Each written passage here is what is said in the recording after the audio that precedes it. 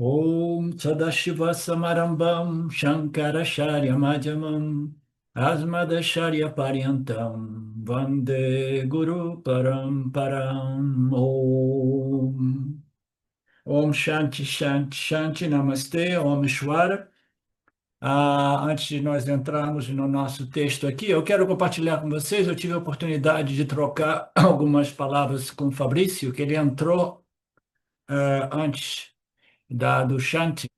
E nós batemos um papo. E ele me perguntou uma coisa que eu gostaria de compartilhar com vocês. Ele mora num local onde tem um centro Vedanta, mas da tradição do Ramakrishna, Vivekananda, né? E ele estava interessado no Vedanta, ele foi lá. Me corrija se eu, né, se eu cometer algum erro, né, mas que seja realmente relevante. Moral da história, ele queria saber, né, através de lá, ele procurou um grupo que ensinasse mais o Vedanta e nos encontrou, né, encontrou o Vedanta Brasil. Então, aqui ele está com nós. Ele, no final, ele perguntou assim: eu tenho amigos que frequentam aquele centro de Vedanta, né? No qual não existe realmente ensinamento, mas existe muitos rituais, devocionais e meditações e essas coisas, tá? Então, eu expliquei para ele que a tradição do Ramakrishna, né? O Ramakrishna foi um yogi de um altíssimo, altíssimo calibre, né? E Vivekananda também, entendeu? Então, esta ordem do Ramakrishna, eles apresentam os ensinamentos dos Vedas, mas não com muita relevância para os ensinamentos do Jnana Yoga dos Vedas. Os Vedas, eles incluem o Jnana Yoga também, entendeu? No final dos Vedas, nós temos o Jnana Yoga. Depois de você ter conhecido, né, sido introduzida a todas as sadhanas que envolvem ações, sejam elas mentais, verbais ou físicas, que nos proporcionam determinados resultados, né? Depois de tudo isso, no final, ele diz: agora que você fez tudo isso, você desenvolveu determinadas qualificações, né, ou refinamento, ou purificação, melhoramento, e agora você está pronto para entrar no âmbito do Jnana Yoga, dos Upanishads. Dá tempo, eu tenho feito uma referência aos ensinamentos, né, que eu disponho aqui, que vem da tradição nossa, inspirado no meu guru Swami Paramarthananda, né? Então, eu sou muito inspirado nele, na tradição mesmo, e eu chamo isso de um processo upanishádico, né? Um ensinamento upanishádico. Por que que eu estou usando esse termo? Porque o termo Vedanta já foi muito diluído, muito desgastado, e o ensinamento do Vedanta final, aquele através do que nós podemos realmente remover a autoignorância, né? Ele vem todo ele dos Upanishads, tá? E os textos que foram, né, organizados com base nos ensinamentos, principalmente dos Upanishads. Então, aqui no Vedanta Brasil, os ensinamentos são os ensinamentos upanishádicos, é o último estágio desse processo, né, vedântico, de preparação e investigação da natureza da realidade.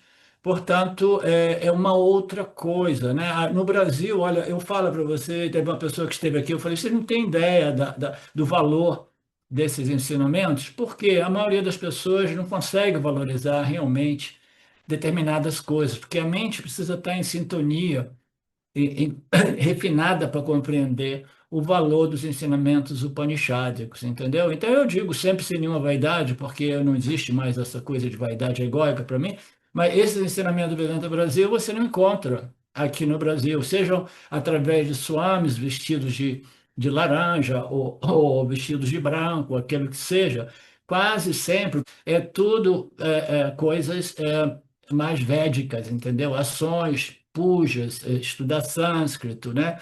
Puranas, todas aquelas coisas assim, mais menos maduras para o buscador mais infantil, digamos assim, num processo, né, de início, né, inicial. Então, ele me perguntou se ainda assim ele poderia participar desses grupos, já que tem amigos lá. Eu falei sim, naturalmente, mas você precisa manter essa visão clara de que tudo aquilo é um estágio inicial desse processo, entendeu? E que quase frequentemente isso tudo, essas práticas, essas sadhanas iniciais, quase que invariavelmente são apresentadas como fins por si mesmos, entendeu? Então, essa é a ilusão, este é o único perigo. Você, Fabrício, tem que manter a perspectiva, porque o ambiente vai te convidar a acreditar que aquilo é um fim por si mesmo, entendeu? Então, eles apresentam quatro tipos de caminhos espirituais, né? O caminho espiritual através da ação, que eles chamam de Karma Yoga, que eles apresentam mais como serviços de caridade, serviço aos outros, né? Aí depois o outro, né? Depois do Karma Yoga, eles apresentam o caminho da devoção pura, né? Como um caminho que te conduz à iluminação. E depois a meditação profunda, o Samadhi, um outro caminho. Através da meditação você vai obter. O Vedanta diz, através da meditação você não vai obter nenhuma realmente libertação, porque o silêncio profundo do Samadhi, ele jamais se opõe à ignorância, porque a ignorância é suprimida quando você vai em Samadhi, entendeu? Você tem que encontrar a sua ignorância de face a face e abordá-la muito gentilmente, neutralizando-a através do conhecimento, da luz, dos ensinamentos Upanishads. Então, eles apresentam esse caminho, e o último é o caminho do Jnana, do conhecimento, que eles não abordam muito, e por isso, nesses lugares, né, o público é muito maior. É um público muito maior porque é raro encontrar uma pessoa que realmente compreenda o valor dos ensinamentos finais dos Vedas, que são os ensinamentos upanishádicos, que revelam a real natureza da realidade. Então, não é à toa que esse grupinho é mínimo, e não é à toa que vocês olhem aqui e falam, de repente, a grama do vizinho lá é melhor, porque lá tem centenas ou milhares de pessoas. Saibam que onde tem grupos grandes, o ensinamento inevitavelmente é mais superficial, né? E mais diluído, tá? E quase sempre envolvem ações e seus resultados, tá? Então eu queria compartilhar isso com vocês, tá? Ninguém é obrigado a não participar de outros ambientes, mas sabe que os outros ambientes, no máximo, podem ser meios, eles são muito sedutores, porque quase todo mundo tem um valor muito grande pela sanga e pouco valor pelo sat, entendeu? Então, pouco valor pela realidade, o conhecimento da realidade, muito valor pelo conforto de uma sanga. Então, é muito fácil, Fabrício, ser seduzido nesses ambientes e começar a achar que, não, não, eu vou ficar por aqui mesmo, vou amarrar minhas cabras aqui, porque aqui eu me sinto bem confortável, tá?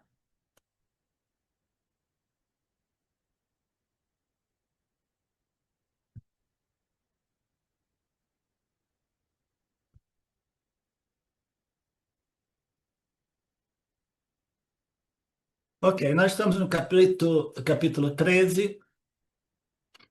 Nós lembramos bem, no final do capítulo 12, a Juna pediu esclarecimento a respeito de 5 termos técnicos, nós já cobrimos a maior parte deles, o último foi de Neha, né, que significa para-Brahman, que significa a existência. Nós vimos o quanto bonito e filosófico, sutil e difícil é o conceito de realidade como pura existência, né?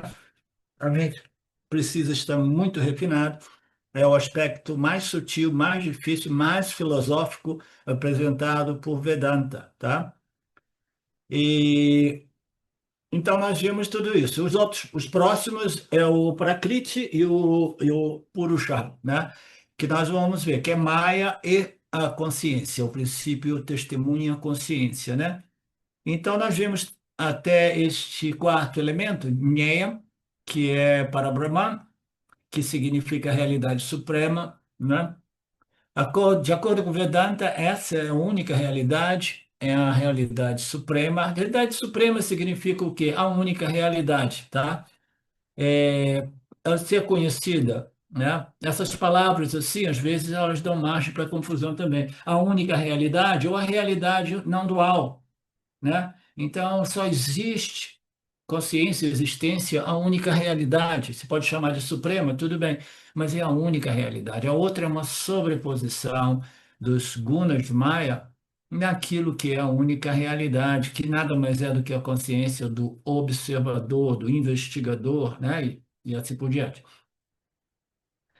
E o Vedanta, em diversas passagens, diversos textos, dizem que, na verdade, isso é uma definição, a definição mais filosófica do Vedanta, mais literal. Vedanta é aquilo que ocorre no final dos Vedas, Vedanta. Vedanta são os ensinamentos que ocorrem no final dos Vedas, mas a definição mais filosófica é que Vedanta é aquele conhecimento que, uma vez conhecido, resolve a problemática do samsara, a problemática do jiva, que se sente incompleto, né? E muitos desses jivas, eles até acabam tentando se completar através de conhecimento meramente filosófico ou científico, entendeu? O que mais existe no âmbito do Vedanta são pessoas que têm conhecimento de livros, conhecimento teóricos, que são rasos quase sempre, superficiais, tá?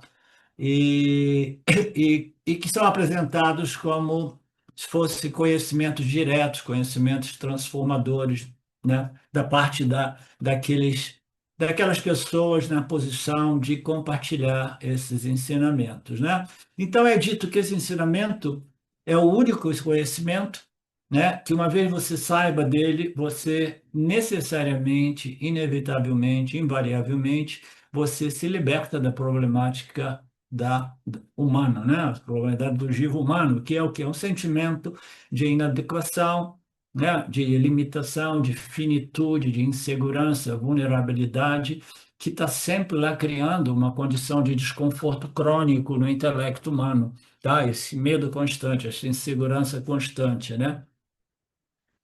Nós vimos já o verso 15, manifesta-se, esta existência, neste para-Brahman, se manifesta através dos órgãos dos sentidos.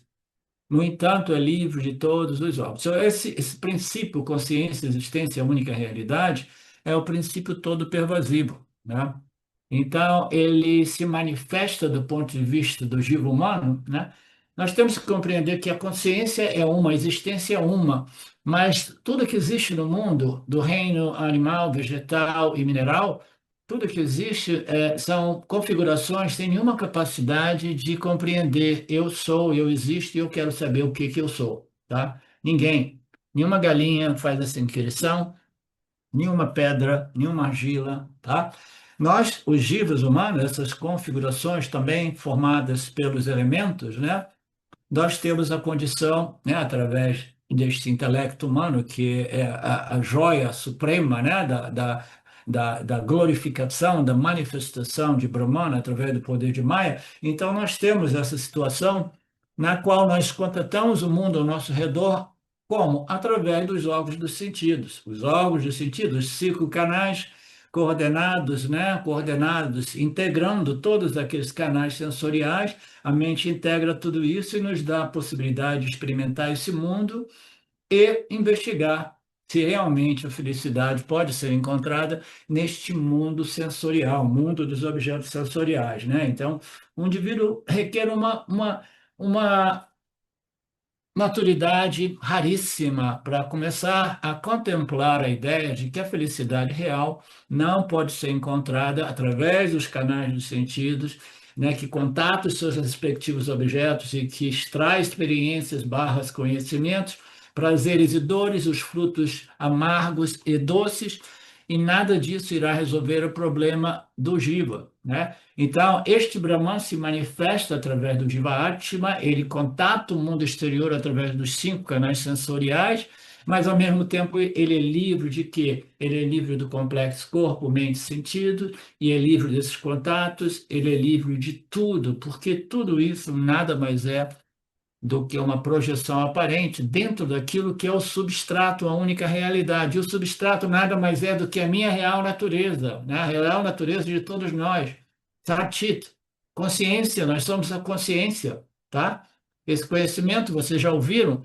O Vedanta repete sempre, repete sempre, repete sempre, repete sempre, apresentando sustentações, né? Lógicas que provam que nós somos realmente algo além do corpo e da mente e dos sentidos, né?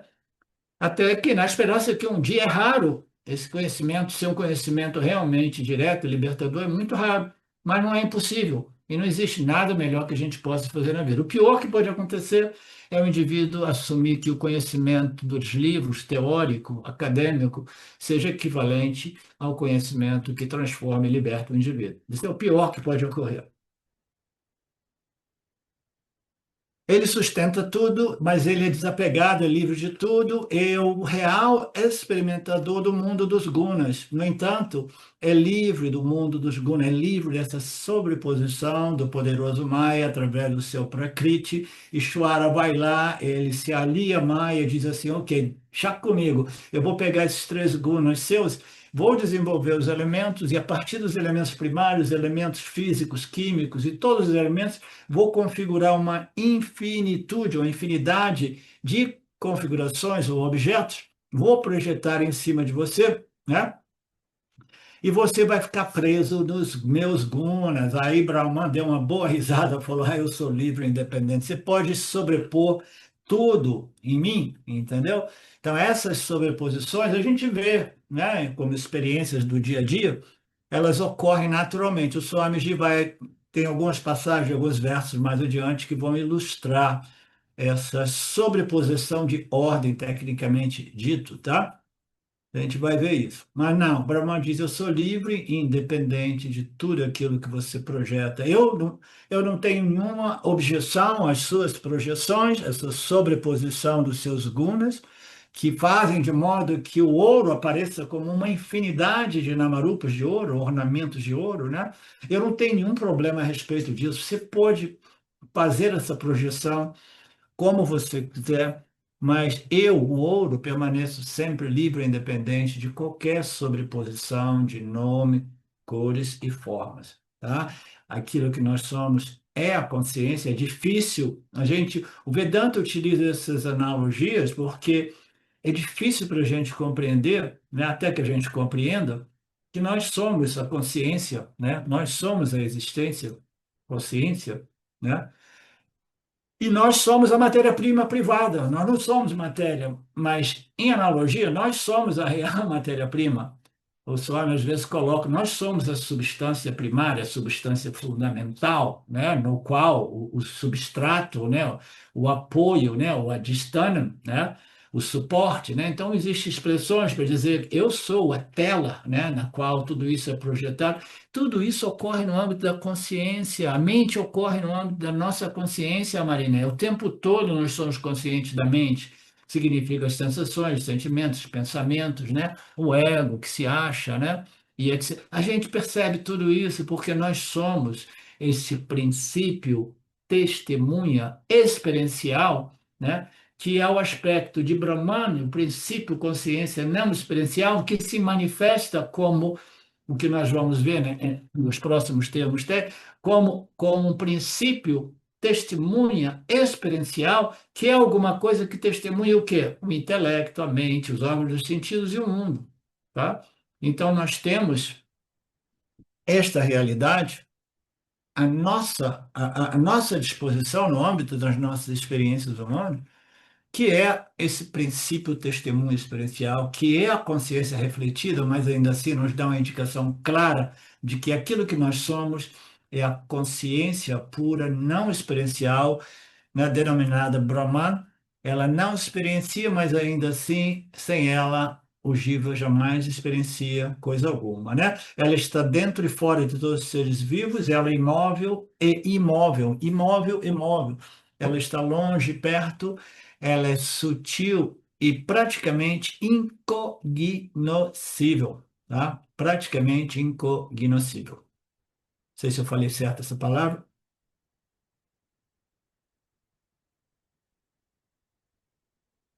Obrigado, Marcelo. Então, nós vimos esse verso, né? Um verso aparentemente muito. Nós apenas começamos, né? Mais ou menos aqui mesmo. É aqui que nós estamos, Marcelo? Sim, né? É, aqui, ó, Sim, página 13, sim, Achara.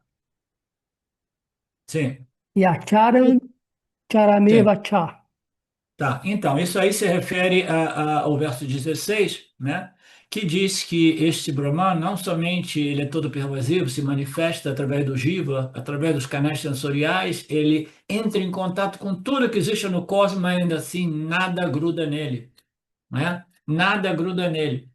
Maia pode pensar, agora eu vou grudar na consciência de Brahman e vou enganar Brahman. Não, impossível. Aí ele fala, tudo bem, Ishvara, eu vou grudar na sua inteligência suprema e vou simplesmente encobrir você com a ilusão de que a realidade é a pluralidade. Ishvara também dá uma grande risada e diz isso é impossível. Eu sou a única fonte de conhecimento, eu sou autoconsciente, eu sou consciente de tudo que já foi conhecido, de todas as leis e princípios de Mitya, tá? Eu sou o princípio omnisciente, omnipresente, omnipotente. Você não me ilude, Mister Maia. Aí eles fizeram um acordo, tudo bem, vamos trabalhar junto para projetar essa ordem aparente, porque no mínimo, nós nos distraímos, né, observando a situação do vivo humano. Parece uma crueldade, não parece, Márcia? Mas ainda assim, esta é a projeção que existe dentro do âmbito da nossa real natureza, que é sempre cheia, inteira, completa, livre, independente de tudo. Então, este princípio, ele se move e não se move. A confusão é uma confusão depois da outra, diz o Swami, né? É uma prova realmente. Aí o Swami faz uma piadinha das suas, né? É muito legal ouvir o Swami, como eu ouço diretamente, né? Eu tenho uma, um, um arquivo muito profundo, né? De milhares de horas de áudios do Swami. É, é bom porque ele dá umas risadinhas aqui, você entende melhor o que que ele está fazendo, as brincadeiras, você entende mais o humor dele, entendeu? Eu sou fã dele. Se alguém veio hoje, pela primeira vez, entra na aula do Gita, no capítulo 13, né? No qual nós estamos abordando os temas mais profundos e filosóficos e sutis do Vedanta, essa pessoa não vai voltar mais para as minhas aulas do Vedanta, diz o Swamiji, tá? Por quê? Porque é muito mais difícil, tá? É muito mais sutil, é muito mais profundo.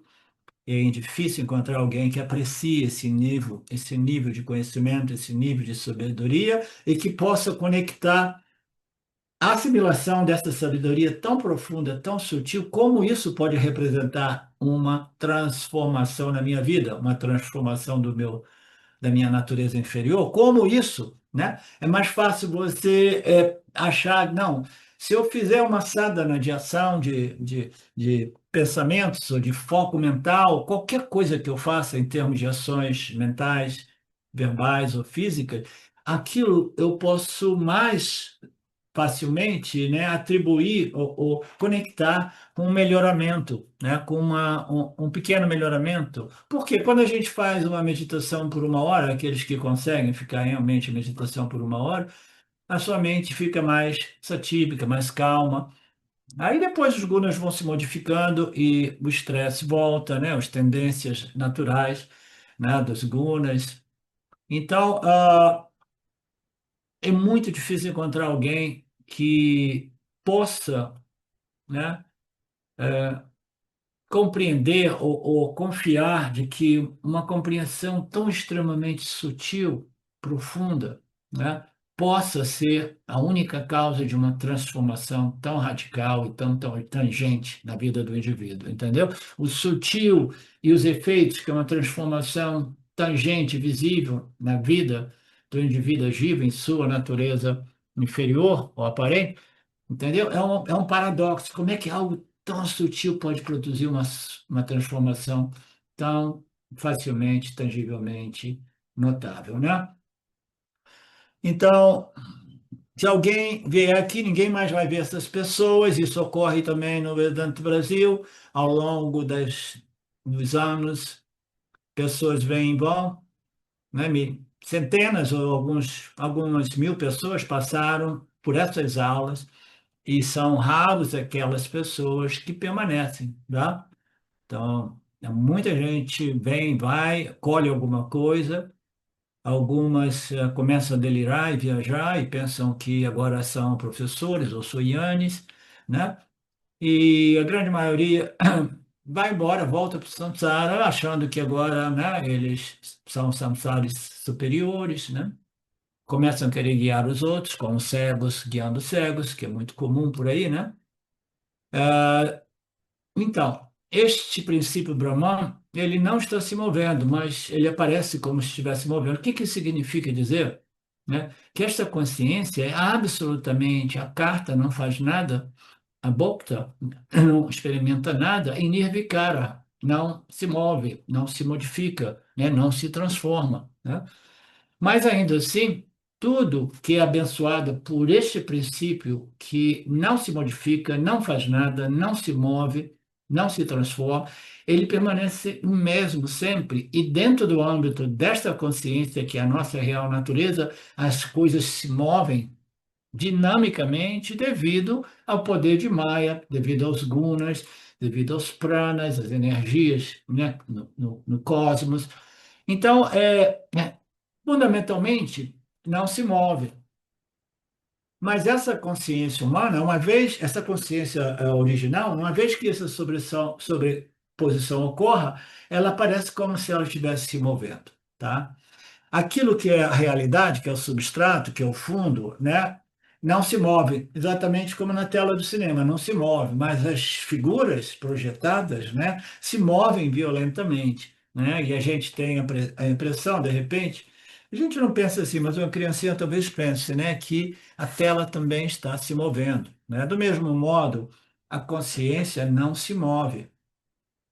Mas o que que ocorre? O que que é aquilo mais íntimo projetado sobre a consciência, né? O que que é aquilo mais íntimo projetado sobre a consciência? É a mente humana, o intelecto humano, né?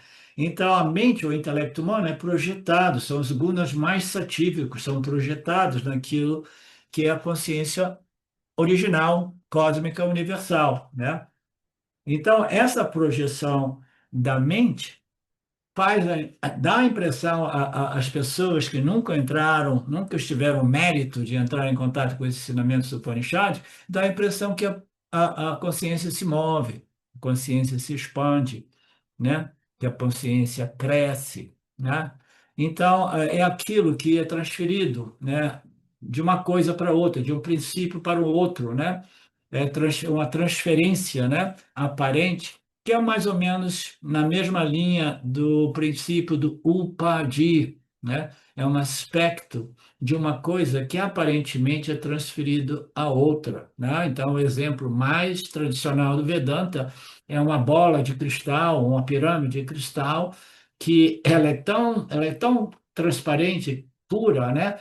Que você traz, por exemplo, uma rosa vermelha perto deste cristal, aí alguém olha do lado de cá e a vermelhidão da rosa se transfere para o cristal, né? Então, a vermelhidão da rosa é o upadi, que parece como que ele se transfere para o cristal, fazendo que, de modo que as pessoas acreditem que é um cristal rosa ou vermelho, tá? Mas não, são transferências, né, de ordens, né, de fatores, tá? Então, a mente, ela se move, mas a consciência, que é esse princípio testemunha, né, que não se move, é o princípio que está ali observando tudo isso. Você entende, Mário? Então, a gente precisa de ir muito profundamente nesta discriminação, neste discernimento, né, para a gente realmente fazer esse Viveka. A gente tem um Viveka Shakti à nossa disposição, mas isso não pode ser feito simplesmente na teoria, entendeu? Superficialmente, rasamente na teoria, né? Agora eu li, compreendi, né? Posso passar até adiante. Não, você tem que fazer muito nididhyasana para fazer essa discriminação, muito nididhyasana para até que você compreenda realmente, né, que aquilo que você é jamais se move, jamais se modifica, jamais faz nada, tá? Você é a existência, a consciência que não faz nada, não se modifica, né? E não experimenta nada. Você é esse princípio e esta realidade existe no âmbito de nossas experiências. A gente tem que pegar esses ensinamentos e fazer a nossa meditação. A meditação no Vedanta não é buscar o espaço do vazio, do silêncio profundo, do samadhi, é simplesmente contemplar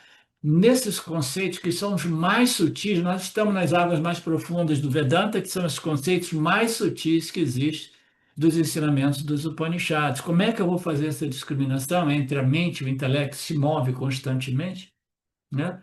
E aquilo que eu sou, esse princípio, testemunho que jamais se modifica. Eu sou a luz que ilumina tudo aquilo, inclusive a mente e suas funções, né? Então, este é o conceito que se move e não se move. Parece que serem opostos, né? Parece ter um paradoxo, né? Ele é imóvel, mas ele aparece como movendo, né? Ele aparece como movendo este Brahman, mas realmente não se move, parece se mover e tudo mais. O pessoal me faz uma brincadeira, diz assim, porque ali ele fala sobre quando o meio se move, né? O meio seria, no caso, o corpo-mente se move, parece que a consciência se move, o Brahman se move, né? E ele diz assim, não, o meio não é um médium, né, do espiritismo, né? Não faça essa confusão, tá? Não é um médium que vai dizer para você sobre a sua vida passada, ele dá risadas, isso e aquilo. Então, são algumas nuances das piadinhas do Swami que não são muito relevantes, mas de vez em quando eu gosto de citar. Então, tomemos um exemplo aqui, a luz. Então, o Swami apresenta o típico, claro, tradicional exemplo da luz. Você sabe que a luz ela se torna visível na medida que ela bate em algum outro fator, um fator denso, né? E possa refletir a sua luz. Então, a luz é refletida na minha mão, né? O Swami apresenta uma analogia, né?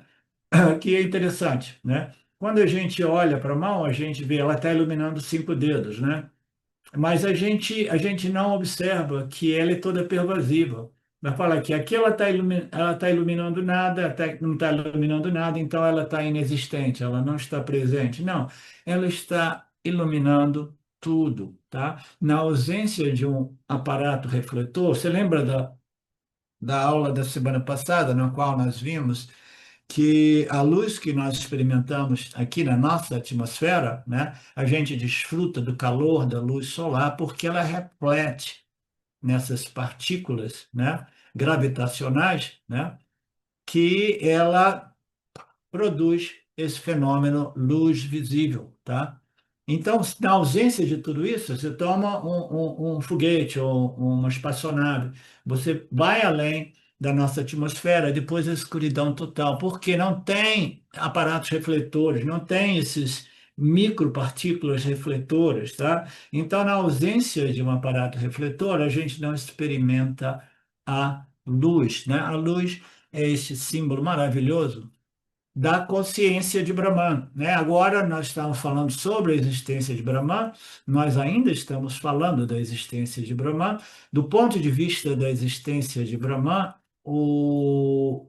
a analogia mais bonita, clara e fácil de compreender é a história do espaço, né? Porque o espaço é aquilo que acomoda tudo, sem jamais se modificar, sem jamais ser atingido, né? Quando a gente senta numa cadeira, que nem eu aqui, vou sentar nessa cadeira, eu sei que tem espaço entre eu e a cadeira, eu não sei que tem espaço através da cadeira, tem espaço através de mim, digamos assim, mas eu tenho uma noção mais rudimentar de que existe um espaço entre eu e a cadeira. Aí, quando eu sento na cadeira, eu fico com dó do espaço, porque eu esmaguei o espaço, entendeu?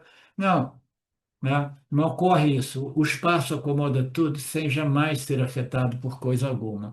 Então, o espaço, né, ele não é parte, produto, propriedade de nada na matéria, ele pervade tudo, ele atravessa as paredes dos potes de argila, dando a impressão de que existe um espaço interior numa pote de argila, que é diferente do outro pote e que é diferente do espaço externo, né? Do ponto de vista da existência de Brahman, o espaço é a analogia mais frequentemente usada. Mas aqui nós estamos usando a luz, que é mais relativa, mais referente ao aspecto Chit, consciência de Brahman. Por quê? A luz solar é aquilo que ilumina e revela tudo ao nosso redor, nos permitindo o que? A experiência e o conhecimento, tá? Então, a luz é aquele princípio que ilumina e revela. O que é a luz que ilumina e revela a luz solar? Existe uma luz, tá? Porque é a origem de tudo. Então, a consciência é a luz da luz, é a luz de todas as luzes, sejam elas elétricas, ou sejam elas solares, ou a luz luminar, ou da lua, né? Então, qualquer luminosidade é abençoado pela luz das luzes, porque a consciência, fundamentalmente, é a única luz que abençoa tudo. O resto, inclusive essas outras fontes de luminosidade, abençoa ela, o que concedendo existência, né? E esses corpos solares vão refletir uma luminosidade que permitem a nós iluminar e conhecer os nossos meio ambientes, né? Então é a luz que revela tudo, então é um pramana, um meio através do qual eu conheço o mundo ao meu redor. Pramana é um meio através do qual, sem o qual eu não conheço, através do qual eu experimento e conheço o mundo ao meu redor. Esta é a luz. Qual é a luz da luz? A consciência sem a qual eu não conheço nada. Eu não conheço o mundo ao meu redor, eu nem conheço a mim mesmo, porque no momento que a consciência, de qualquer modo, não a consciência, porque a consciência pervade tudo, mas ela tem um representante dela, um associado dela, que é o corpo sutil. O corpo sutil, por questões kármicas ou o que seja, Ishvara diz para ele, ó, sai fora desse corpo, porque o karma deste corpo foi esgotado. Não, mas ele só tem 25 anos, não importa, o karma se esgota aqui. É uma lei, tá? Tudo desenhado precisamente, inteligentemente. Então, o corpo sutil deixa, aí o corpo físico entra no processo de decomposição. Tudo isso, né? Porque a luz da consciência, né? Através da inteligência suprema de Ishvara, falou, né? Cantou a bola para o corpo sutil, cai fora porque acabou o karma deste ser vivo, tá? Então, o meio refletor, quando ele se move, parece que a luz está se movendo, né? O meio refletor se move, parece que a luz está se movendo. A mente se move, parece que a consciência da massa está se movendo, né? A galera por aí, toda ela pensa que a consciência seja realmente a mente.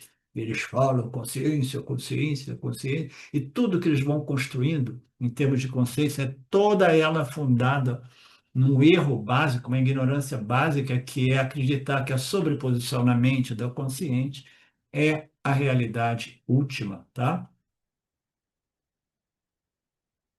Você não pode, ó, vocês não queiram se tornar uma pessoa realmente sábia, tá? Porque quando você se torna sábio, você olha em redor, você vê tanta ignorância, entendeu? Não é arrogância, não, é tanta ignorância na fundação de tudo, entendeu? Na base de tudo. Porque essas sobreposições, eu estou falando a nível científico, tá? Você vê tanta ignorância, porque ninguém coloca, né? Ninguém aborda nesta equação de investigação da natureza da realidade o princípio Satya, que é a única realidade, que é a consciência do próprio investigador, do cientista que está fazendo uma investigação, que toda ela é dentro do âmbito da matéria e energia. E eles querem encontrar a realidade em mídia, onde tudo aparece e desaparece no fluxo constante de modificação. Eles querem encontrar alguma coisa que seja partícula original. Jamais irão encontrar, porque o ser, o investigador, a real natureza do investigador, do experimentador, do cientista, é a real natureza. Mas eles não conseguem conceber isso, porque para eles isso é o quê? Filosofia espiritual, sem nenhuma fundamentação, porque as mentes deles não são devidamente refinadas para entrar neste nível de conhecimento, de contemplação, de estudo, tá? Então, o senhor me apresenta aqui algumas noções, alguns outros exemplos bacanas, né? As coisas se movem. Eu que fiquei um tempo, né, muito tempo na Europa e algum tempo na Índia, você vai numa estação de trem, aí tem uma plataforma, outra plataforma, diversas plataformas. Aí você está esperando o seu trem está aqui. Você olha através da janela, você vê o outro trem, ele está chegando. O outro trem está chegando. O trem que você tem que entrar nele está parado, mas quando o outro trem está chegando, você tem a sensação que o seu trem está partido. Você vai em pânico e começa a correr para o seu trem. Mas não, entendeu? O movimento do outro trem foi transferido como ilusão ótica para o trem que eu tenho que tomar. E assim uma infinidade de outros exemplos, entendeu? É transferência de ordens. Ele apresenta quando você está chegando numa cidade depois de umas férias, você está ansioso, quer voltar para casa, ou quando você está viajando para fazer umas férias bacanas, você tem que chegar na sua destinação, você está voando, né? Já dá 12 horas, né? Cansativo, horrível voar de avião. E aí, quando você está chegando, você começa a falar assim, né? Como se diz? Não quero falar essa palavra errada, porque eu já falo muitas palavras erradas. A minha destinação está chegando. A minha destinação está chegando. Está chegando, chegou, chegou. Não, o avião é que chegou lá. A minha destinação não chegou, né? Mas a gente fala, está chegando, está chegando, está chegando. Não, tudo isso são sobreposições ou transferências, né?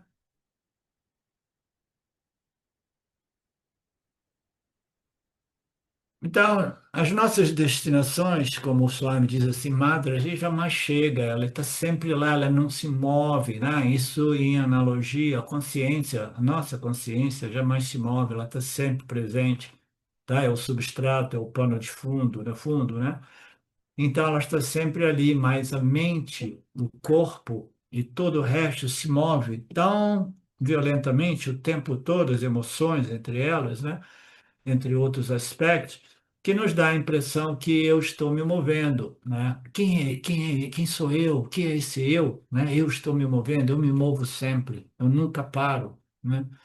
Não, você é sempre estático, como aquele princípio todo pervasivo que jamais se move, pervade tudo que existe no cosmos, no universo, e o cosmos não é nada para aquilo que é a consciência, a existência, a única realidade. Tá?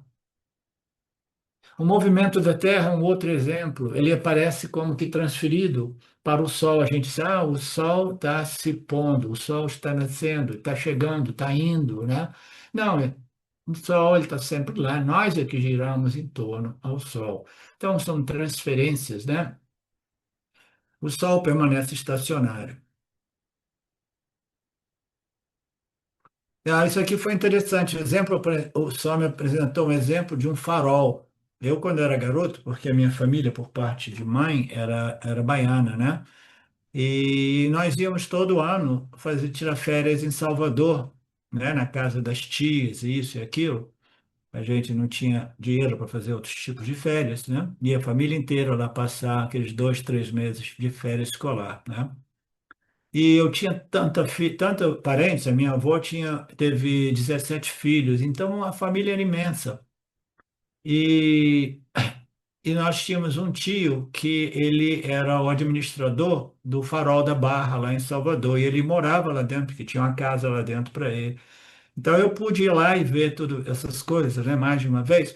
Soube dar o exemplo do farol, porque parece que tem três luzes, né, fazendo aqueles feixes de luz se jogando em direções diferentes o tempo todo, mas é uma luz estacionária e única.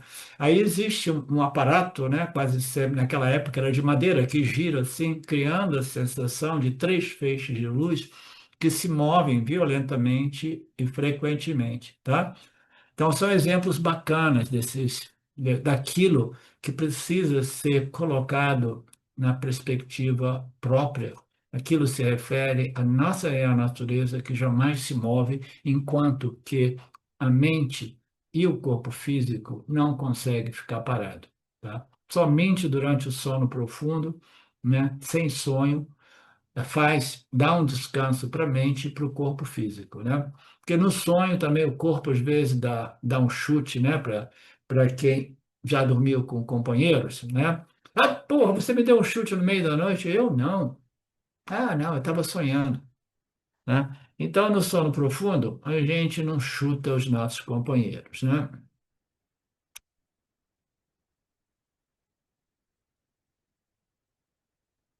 Então, o movimento, ele pertence ao instrumento Jiva, de conhecimento e experiência, né?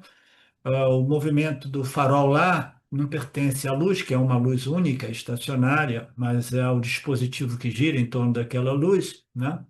E o Swami diz que esse tópico, né, sobreposição ou transferência de uma ordem para outra ordem, ele fala que este tema, um tema tão simples, dado através de exemplos tão simples, é tão profundamente explorado, examinado, né, nos Brahma Sutras, né? Eles podem escrever livros estudando, né, contemplando, refletindo, discutindo todo tipo de transferência de ordem, de sobreposição de ordem que ocorre no universo, que são indicações dessa sobreposição de ordem mais fundamental, que é Mitya sobreposto em Sati, a única realidade. Isso é muito profundo, tá? É muito profundo.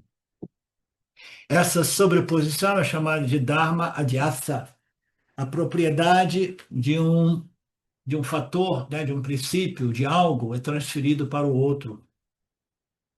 E a linguagem humana, ela denota isso o tempo todo, né? Ah, hoje eu me sinto sombrio, né? É como se o dia tivesse sombrio, tivesse nebuloso, escuro, né? Eu me sinto para baixo, né? Em todas essas sobreposições, o ser não está nem para baixo nem para cima, né? Ele jamais experimenta mais luz ou menos luz. Então não existe nada de escuro ou sombrio, né? O dia é sempre um dia, né? A experiência humana ela é condicionada pela configuração de nossas mentes, dos gunas de Maya, né? Que compõem a nossa mente, e a gente transfere isso até mesmo para as nossas experiências de momento a momento. A gente está transferindo o tempo todo, entendeu? É por isso que a gente diz, existe um mundinho diante de nós, neste planeta dos bárbaros, mas existe mais de 8 bilhões de realidades subjetivas, porque cada ser humano transfere, sobrepõe, entendeu? A sua visão desse mundo, né, através desses conceitos que são sobrepostos. A minha configuração mental está sempre sobrepondo, né, nisso que nada mais é do que o mundo básico, né, dos elementos primários, né, criados a partir dos elementos primários, né? Então, o dia é sempre o mesmo, o mundo é sempre o mesmo, a gente experimenta no mesmo dia, o mesmo Jivate experimenta de modos diferentes os mesmos objetos ao nosso redor, dependendo do seu estado de humor, seu estado mental, seu estado psicológico, né? E a gente fica transferindo, achando, ah, isso aqui mudou, aquilo ali mudou. Não, eu que estou em minha natureza inferior, aparente, eu estou mudando o tempo todo, porque as proporções dos gunas operando na minha mente, elas me dão perspectivas diferentes daquilo que é o mundo ao meu redor, tá? O que quer que eu sinta naquele momento, eu estou atribuindo para o mundo ao meu redor, entendeu? Os Upanishads dizem que o corpo físico viaja, a mente viaja, travel, né? Está sempre viajando, né? O corpo físico viaja, a mente viaja, os seres vivos viajam também, mas a consciência, os outros vivos, né, os seres vivos, viajam porque eles estão em constante modificação e eles viajam entre um nascimento e o outro, né? Deixando de existir como um determinado Namarupa, uma determinada configuração, para retornar novamente como uma outra configuração. Mas a consciência, a existência, ela não travel, ela não viaja, ela não se move, ela não se modifica, mas ela parece, né, viajar junto com os gunas de Maya. Aqui a luz ilumina a minha mão, a mão tem 5 dedos, né? Eu mudo essa mão, a mão está se movendo, está viajando, mas a luz não, a luz é o substrato, é toda pervasiva, ela reflete essa mão onde quer que ela vá, né? Então parece que a consciência ela está viajando com o quê? Com a sobreposição da mente humana. E vai tendo experiências diferentes, porque essa sobreposição da mente, o problema do Samadhi Yoga é isso. Eu quero me tornar um yogi, porque aí sim eu vou desenvolver uma mente, um estado mental, e naquele estado eu vou experimentar paz e bem-aventurança, aí eu vou ficar nessa o tempo todo, né? A limitação do Samadhi Yoga é que os gunas de Maia, eles vão configurar, condicionar a sua mente, eles podem, através de muita disciplina e esforço, serem mantidos por um período de tempo, mas mais cedo ou mais tarde eles se modificam nas proporções dos gunas, aí vem os samskaras, as tendências, né, as emoções, os sentimentos, as noções, tudo vem e aí começa a modificar tudo, né? Então, essa mente está viajando sempre, tá? Está viajando sempre. A consciência e a existência permanece imóvel, sempre ali como princípio testemunha que jamais faz nada e jamais se modifica, jamais se move, né? Mas o que que ocorre? A mente e o corpo, que está sempre num fluxo de mudança e movimento, né? Ela dá a impressão que eu estou sempre mudando, eu estou sempre em movimento. Agora eu vou apresentar um outro elemento, né? Que é importante a gente conhecer. Qualquer definição daquilo que nós somos, se qualquer dessas definições do o que eu sou, né, seja condicionada pela sobreposição de movimento dos gunas que compõem o meu corpo, mente e sentidos, entendeu? Vão criar uma sensação de insegurança, de instabilidade, de vulnerabilidade. Ninguém se sente satisfeito com uma definição de si que é um fluxo em constante movimento que não está ao nosso controle. Os yogis tentam desenvolver samadhi yoga, dizer assim, agora eu tenho controle, eu não deixo mais a minha consciência humana, que nada mais é do que a mente, um estado mental, ela não se modifica. Aqui eu me sinto seguro, porque as modificações, elas são imprevisíveis, entendeu? Quando você vê, eu lembro disso do passado, as mudanças de humores, quando você vê, bum, acontece uma coisinha, e a mente se torna perturbada, né? Então, nós somos este princípio imóvel, realmente imóvel, e nos definirmos como este princípio imóvel é o único modo para nós nos sentirmos realmente seguros, estáveis, bem pacificados, tranquilos, satisfeitos, porque eu compreendi que eu não me movo. Quem move é a mente e o corpo o tempo todo, né? Me dando a sensação, antes eu pensava, por causa dessa alta ignorância, eu pensava que eu estava me movendo, porque o corpo e a mente se movem, se modificam o tempo todo, né? Eu penso, eu estou me movendo. Ninguém se sente seguro, identificado com algo que se move o tempo todo, entendeu? Porque você nunca sabe em que direção você vai se mover, Fabrício, tá? A gente só se sente satisfeito, seguro, e estável, pacificado quando a gente transfere a nossa identificação para aquilo que é esse princípio que jamais se move, jamais se modifica, jamais faz nada, mas ainda assim essa consciência que testemunha tudo aquilo que se move em torno de mim, inclusive o corpo, a mente e os sentidos, né?